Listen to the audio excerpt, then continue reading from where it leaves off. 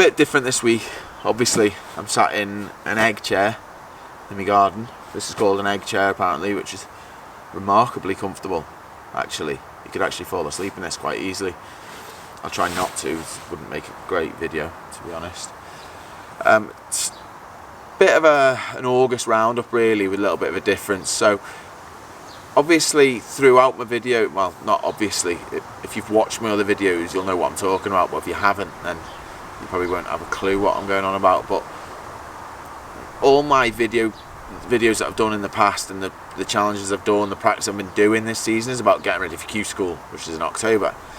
The closing date for Q School was last week, and top and bottom I didn't enter it, which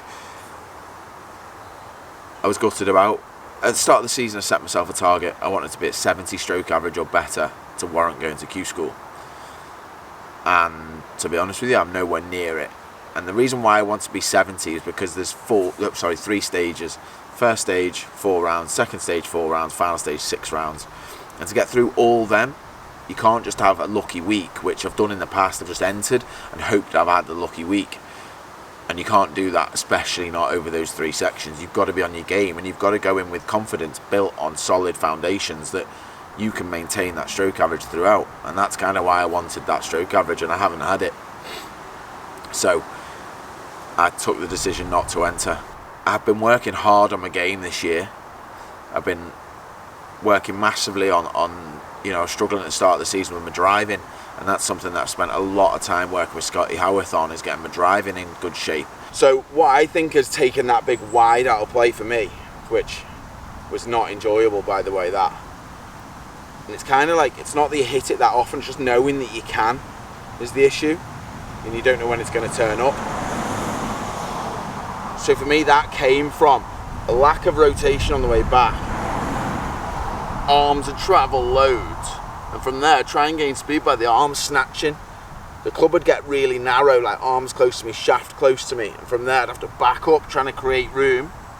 Sometimes I'd time it and get the club face square, but sometimes I'd be backed up so much it just absolute sideways, and sideways isn't good on any golf course.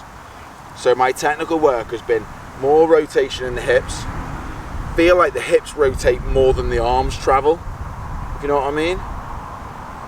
Like, that's an exaggeration, but that's the feeling. And from there the hips open up and the shoulders stay relatively square, and the club just paths down the line. I feel like I can release that hard and it's not going to go left, and I can actually swing harder at it because my hips are more open.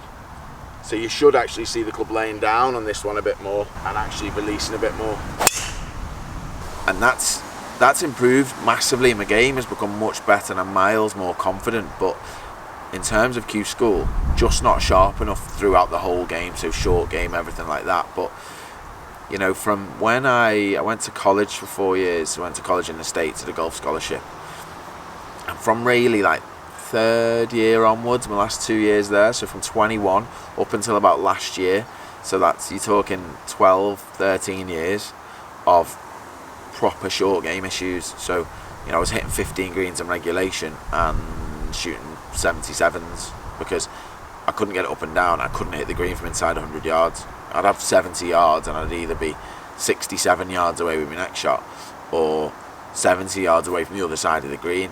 You know, it was like, it was that bad, and that was a challenge that I feel has taught me the biggest lesson in golf, and how to go back to like recalibrating yourself so you can mentally play a little bit more freely, play a little bit more like a kid, trust yourself, build a technique that works, but trust yourself. So throughout my 20s, when I was playing full-time golf, that was when I feel like I had an opportunity to play, and that's unbelievably fortunate. I had the opportunity to play full-time, but it was difficult to make it work because I was spending so much time just trying to find a way to strike a golf ball from inside 100 yards, and the other part of the game kind of gets neglected, which where I think kind of driving issues come from. So that's a challenge I feel I've overcome, and something I'm really proud of. I could have easily just give up the game, genuinely could have given up the game, but I didn't. Stuck at it, and that's actually given me the best lesson I've ever had in golf, and ways to deal with a bit of adversity within your game and how you can get past it. This is like a semi-flop shot, I suppose. So you don't need to play like the full Phil Mickelson job. But kind of a little process to know how hard you've got to hit it with the open face is, and when I'm opening the face, by the way, I'm opening it and I'm keeping my left wrist quite weak. So that keeps the loft on that I've set. I know I can, like, you know, I'm not going to shut it down and duff it. It keeps the bounce on it. So it's quite a good little one just to weaken your left hand, just to keep loft on when you're trying to play a little bit higher and softer. Pin's quite close to the green. Picture the flight that you need to hit it to get it to stop. Land in between the fringe and the pin. And then a decent little process.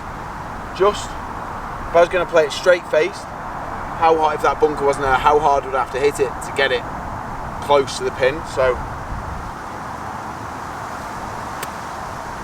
well, I don't mean close to the pin, I mean landing close to my target, my landing spot. So, straight faced, be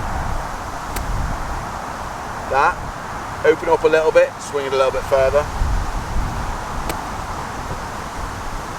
And then if I want to play the full flop shot, I'd open up a little bit more, swing it much further, but I'm not going to play that one. The second one will create the flight that I'm looking for. So, straight faced, open up a little bit. That's the swing, step in, play it.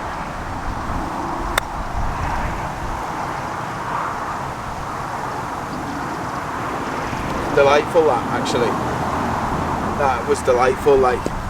So yeah, normally I'd throw the old knee, not normally, back in the day I'd throw the old knees into it, but yeah, I feel like I've got a lot better at the short game. That's just a little flop shot tutorial for you.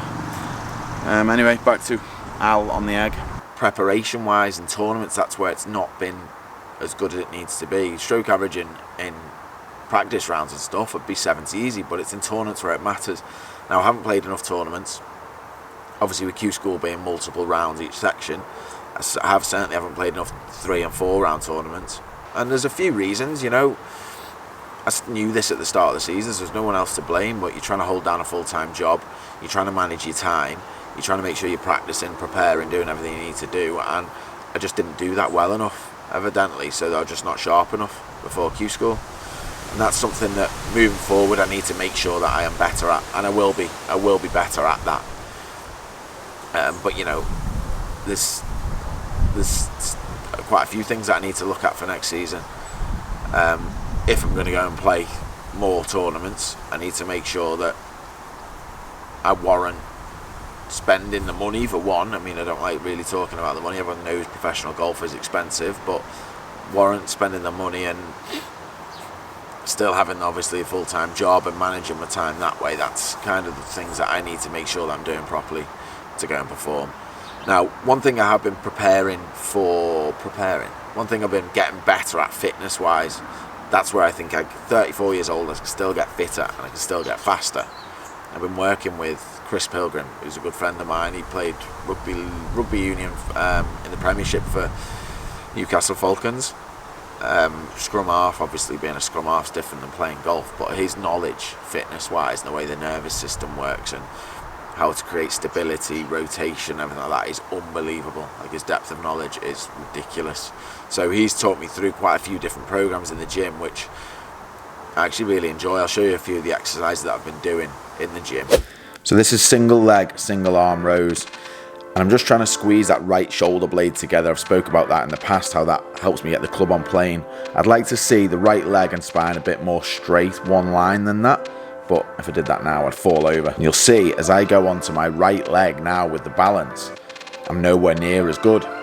And that's why these exercises are so good for building that stability. I'll get better and better as time goes on with these, which will make me more stable in the swing when I'm swinging at speed. Okay, let's call these cable lunge twists. What I've just made up. You'll see that left knee is off the ground, and this is all about stability. It's harder than it looks, actually. Just moving your arms, not necessarily twisting, trying to keep your hips nice and stable. The balance is key, and you're just trying to control the movement with your core. So slowing it down as the weights return. Feel like you engage your abs throughout, creating stability within the golf swing, allowing you to stay centered. Okay, I really like this one. This makes you feel strong, this one. Look at my little face there, struggling. My little face and my big nose. Right, you're just letting the weight lower really slowly. Feel like you're really tensing your abs as that weight goes down. It's really good for shoulder mobility, but I mean, my hips need to be a little bit more stable here, and that kind of reflects in the golf swing, so you should be able to hit it more powerfully with less movement, so you're still staying centered, which should help you hit the ball straighter more often. Physically, golf swings miles better. I think I can get better in terms of fitness. Now mentally, and this has always been a bit of the challenge with me, because if you followed the process, I feel like I'm better, I'm more positive on the golf course, I'm not as hard on myself, and I think that's allowed me to think more clearly on where I need to get better, rather than just being, well, you crap, get off, and just hit my finger on that hurt a bit. But mentally, this is probably the biggest challenge for me. It's something that I've improved this year, no doubt, like along with my golf has improved, but mentally, if you went back to the early videos, I was sometimes a bit of a nutcase, really.